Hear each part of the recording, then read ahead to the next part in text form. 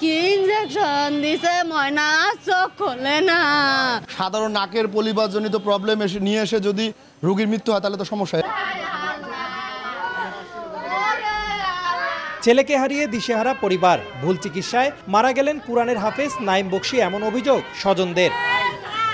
বুধবার নাকের পলিপাস অপারেশনের জন্য কুড়িগ্রাম থেকে রংপুর আসে নাইম। পরে বৃহস্পতিবার সকালে নগরীর ধাব এলাকায় মা ও শিশু জেনারেল হাসপাতাল ও ডায়াগনস্টিক সেন্টারে অপারেশনের পর নার্সের ভুল ইনজেকশন দেবার পর শরীর কেঁপে ওঠে নাইমের। কিছুক্ষণের মধ্যে নিস্তেজ হয়ে পড়ে সে। স্বজনদের অভিযোগ, নার্স ভুল ইনজেকশন পুশ করায় মারা যায় নাইম। কালকে রাইতের একটাই অপারেশন করছে, করার পরে আজকে কি ইনজেকশন দিছে ময়না চোখ খোলে না। ভর্তি করানোর আগে আমরা কিভাবে দেখবো? কারণ এখানে এত বড় একটা হসপিটাল হয়েছে, নিশ্চয়ই এটা কাগজপাতি আছে আমরা জানি, কিন্তু এখানে ভুয়া ডক্টর বসে ভুয়াভাবে চিকিৎসা দিয়ে আমাদের রোগীর মৃত্যু ঘোষণা করবে, এটা তো হবে না।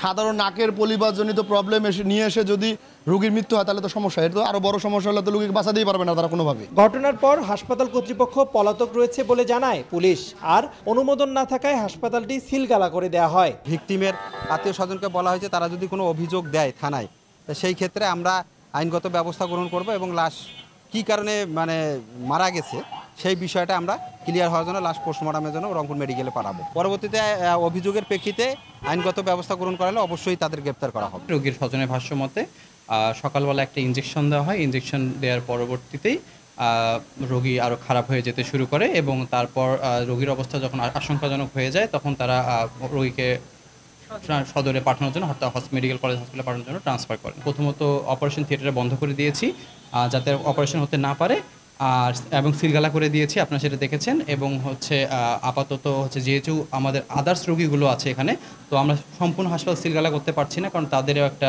নিরাপত্তার বিষয় আছে। কুরআনের হাফেজ নাইম বকশী কুড়িগ্রাম জেলার রাজারহাট নাজিম খাঁ মনিডাকুয়া গ্রামের বাসিন্দা শাহ আলম বকশীর ছেলে। রেদওয়ান হিমেল, সময় সংবাদ, রংপুর।